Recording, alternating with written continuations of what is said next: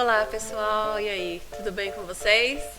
Ansiosos para o vestibular 2023 da Univesp, se preparando? É isso aí, eu tô aqui para a segunda parte do vídeo. Foi difícil entrar na Univesp? Vamos lá, vamos comentar um pouquinho sobre isso.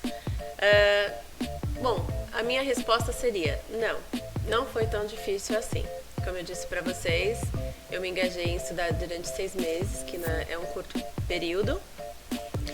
E as dificuldades que eu encontrei, foi que eu queria estar comentando hoje aqui sobre a prova em si da Univesp, Uma das coisas que para mim foram um pouco complexas foi a questão do tempo, Você tem, se eu não estou aqui enganado, são mais ou menos quase 60 questões, eu não me lembro agora, entre 50 e 60 questões, para você cumprir num período de tempo de 5 horas no máximo.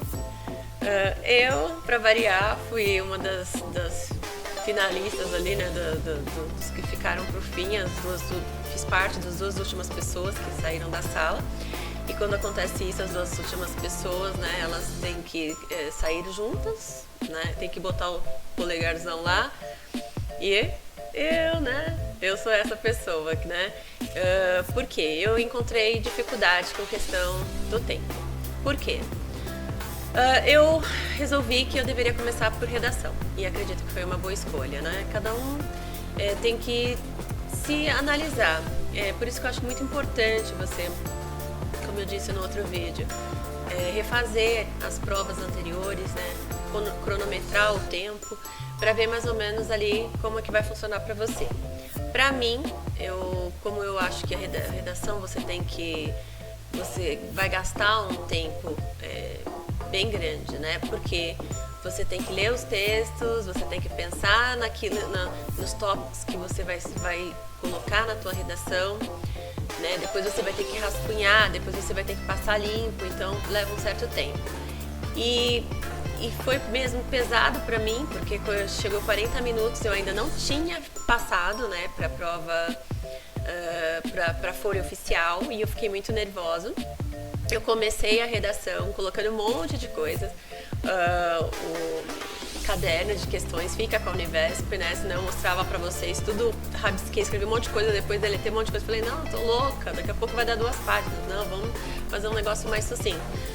E depois também no final da conclusão, a Univesp, ela pediu, que fosse feito na conclusão algo assim inédito, Ela pergunta assim o porquê na sua conclusão. E graças a Deus, pelas correções que eu vi de professores na internet, o tema da redação era pessoas invisíveis.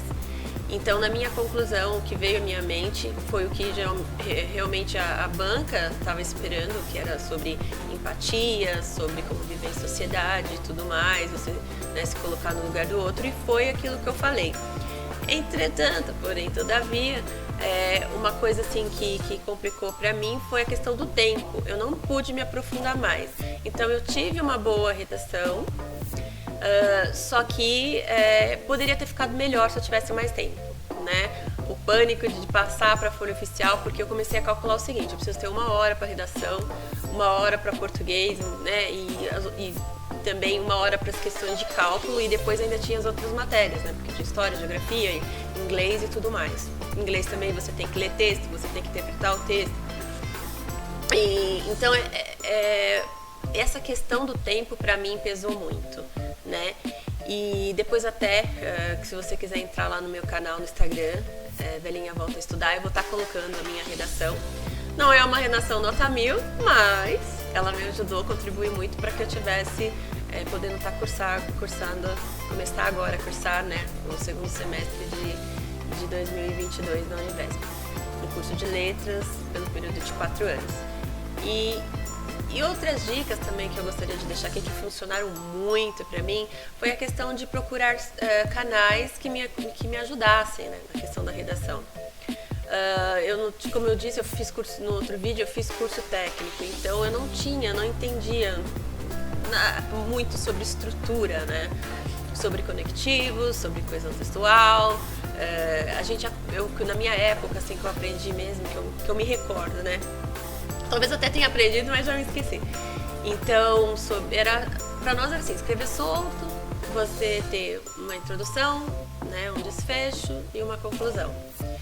Tentar ter o menos possível, né, de erros ortográficos, tomar cuidado com a conjugação verbal, esse tipo de coisa. Mas hoje é requerido muito mais coisas, né?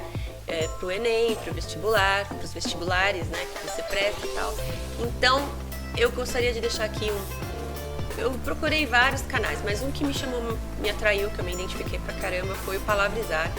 Eu acho que tem um professor lá maravilhoso, estupendo mesmo. Ele ensina todas as regras, dá muita dica, entra fundo nos conteúdos, nas citações históricas, que foi algo que nesse ano aqui a banca estava esperando isso, as citações históricas, né, com relação à sociedade. Então é bem bacana você estar procurando sites com professores assim que você consegue interagir.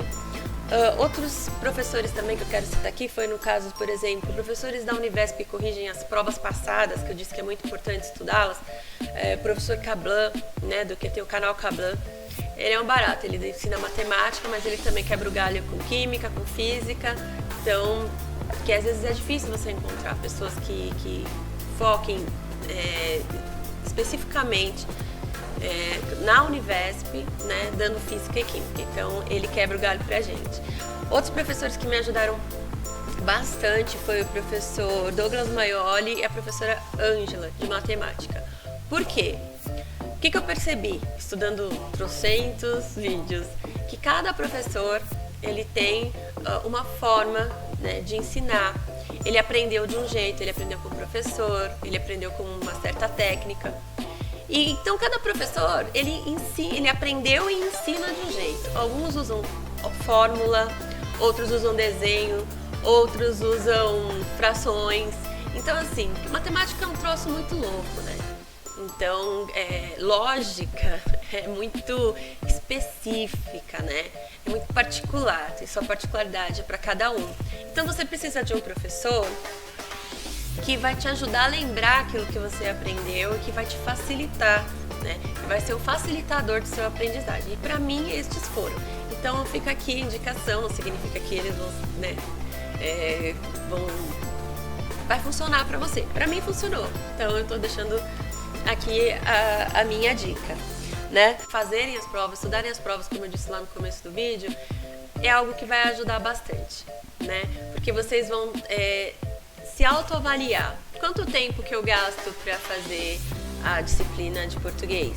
Ler um texto, fazer interpretação, né? Quanto tempo que eu vou levar para resolver 5 exercícios de matemática, 10 exercícios de matemática? Então, isso vai ajudá-los para vocês se calcularem na prova, né? Porque o que aconteceu comigo foi que quando era 20 para as 5, eu percebi que eu não tinha passado as respostas para o gabarito oficial, né?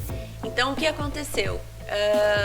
Eu simplesmente esqueci de passar as minhas questões de física. Eu perdi 2 pontos, né?